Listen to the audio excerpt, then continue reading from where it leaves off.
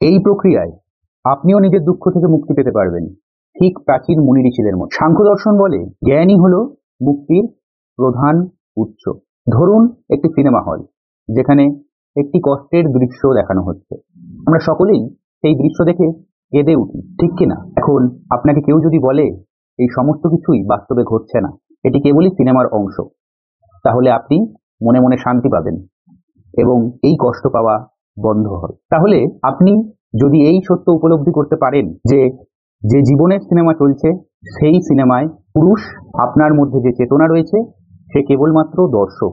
Cinema শেষ হয়ে গেলেই সে হল ছেড়ে উঠে চলে যাবে, তবে আপনি দুঃখ থেকে মুক্তি পাবেন। এই জ্ঞানকেই শুদ্ধ জ্ঞান বলা হয়। শ্রীমদ্ ভাগবত গীতাতেও এই জ্ঞানকে শুদ্ধ জ্ঞান বলে আখ্যায়িত করেছেন শ্রীকৃষ্ণ। তাহলে আপনি কি জীবনের সিনেমা থেকে মুক্তি পেতে পারবেন? নিজেকে জীবনের সিনেমার থেকে পৃথক করে দেখতে পারবেন? ভেবে দেখুন তো।